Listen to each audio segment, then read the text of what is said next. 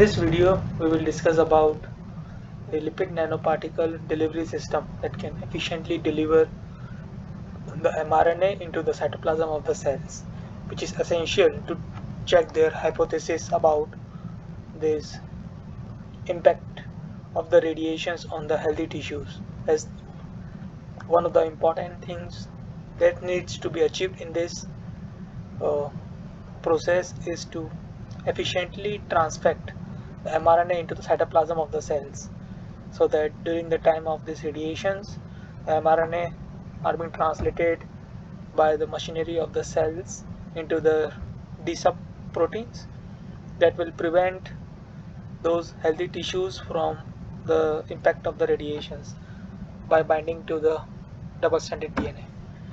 So in the first figure, what they have shown is that they have enhanced the lipid nanoparticle delivery system to efficiently transfect the mRNA into the oral primary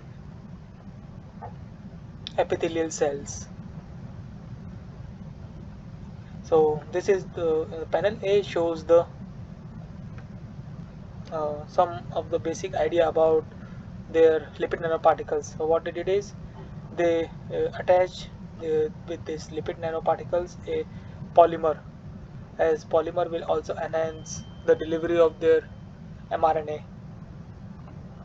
and at the same time the pH changes will help in the destabilizations of these vesicles uh, once it is uptake by the endolysosomes. So this is what this RNH2 will interact with this polymer to form this linear polymer, which is shown here at 90 degree, and this linear polymers can then interact with this mRNAs to form this kind of lipid nanoparticle structures, which can transfect, which can be used for the transfections. And they have tested different polymers here, which are shown here, the results of the different polymers that are used for transfections. Out of this, some of the polymers or top 4 polymers gives the transfections of greater than 30% efficiency. So they use this top 4 polymers and then change the compositions of different compositions to find out the optimum conditions for the transfections. And the compositions that they have changed is been presented in the figures, presented in the literatures and you can refer to the reference link to check out what are the compositions that they have changes to enhance their transfections. And the in vitro transfection results are shown in this panel C.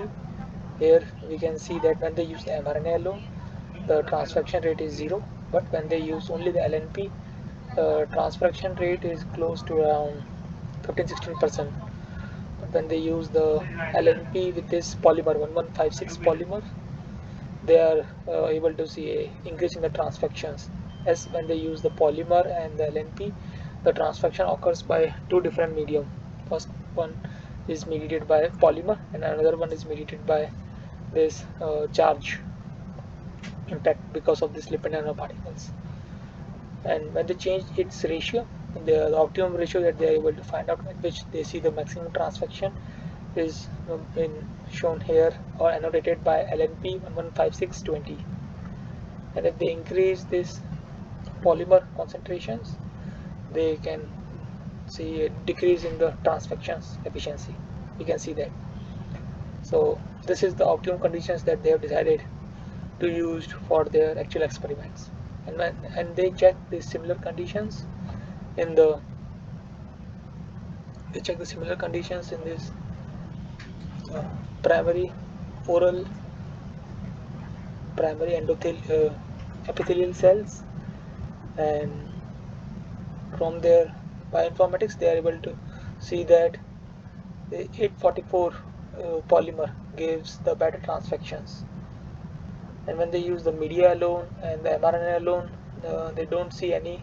When they use the media with no mRNA and the mRNA alone, they do not see any transfections. But when they use LNP, they see transfections of around 10 to 12%. When they use LNP with the polymer, they see increase in the transfections to around 70%. And when they increase these polymer concentrations to 40, they do not see, they see a decrease, but the decrease is not statistically significant.